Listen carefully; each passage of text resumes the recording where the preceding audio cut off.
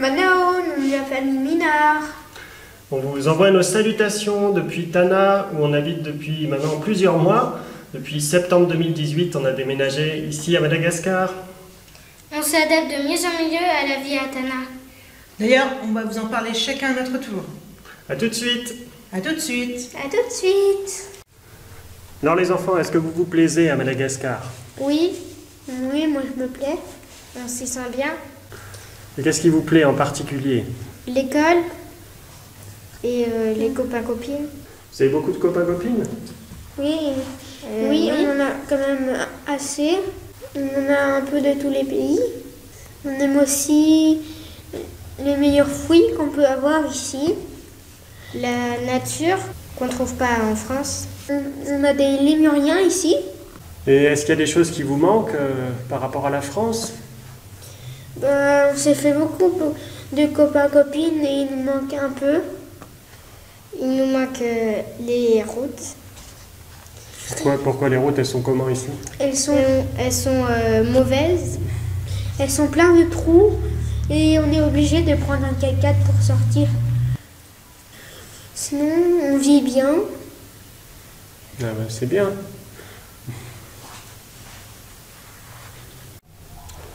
Envoyée du DEFAP depuis 7 mois, ma mission est de soutenir les classes de primaire et secondaire dans l'expression du français, permettre à ces écoliers, ces étudiants de parler le français.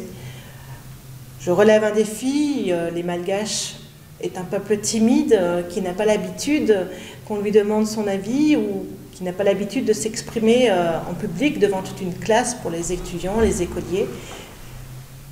Un défi parce que ces classes sont nombreuses. J'ai des classes de 50 élèves, des fois plus. Un défi également parce que, effectivement, j'ai des primaires et secondaires, de la préscolaire à la terminale. Donc mes sujets de prière en priorité, c'est que Dieu me renouvelle quotidiennement pour que je puisse m'adapter à ces situations différentes pour lesquelles je n'ai pas l'habitude. Un autre sujet de prière qui me semble primordial, c'est qu'il me permette d'avoir du temps pour l'apprentissage du malgache, pour avoir ainsi l'opportunité de me rapprocher de ce peuple, de ce pays. Alors pour ma part, ma mission se situe principalement à l'Institut supérieur de théologie évangélique, l'ISTE.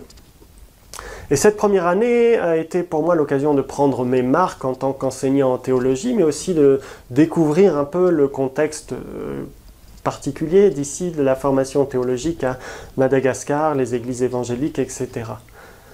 Alors j'ai donné un certain nombre de cours durant cette première année. J'ai aussi pu commencer à accompagner les étudiants qui préparent leur mémoire de master et à développer aussi une certaine réflexion sur l'organisation des études de master et voir aussi peut-être comment, peut-être à un peu plus long terme, on peut développer davantage la recherche théologique ici à Madagascar et en lien avec l'ISTE en particulier. Alors si vous vous souvenez, l'année dernière au congrès, on a beaucoup parlé de cette image qui est une image biblique, l'image de la construction de l'Église. Cette image m'a accompagné puisque l'ISTE est une jeune faculté également en construction à tous les points de vue, d'un point de vue académique, d'un point de vue humain, etc. Et également d'un point de vue matériel, puisque depuis septembre dernier, on a vu sortir de terre le nouveau bâtiment de l'ISTE. Le gros œuvre est maintenant pratiquement terminé et on se réjouit de voir ce nouvel outil qui prend forme et qui sera vraiment précieux pour le développement de l'ISTE. Alors je vous laisse un sujet de prière. Mon sujet de prière, c'est que cette construction qui est déjà en œuvre puisse se poursuivre, cette construction au sens large, vous le comprenez bien, que je puisse être aussi un ouvrier utile dans cette construction, et enfin surtout que l'ISTE puisse contribuer plus largement à la construction des églises ici à Madagascar et dans la région de l'océan Indien. On vous remercie beaucoup pour tout votre soutien, pour vos prières, pour vos petits messages. Et on vous souhaite un très bon congrès. Salut! Veloum! Salut! Salut!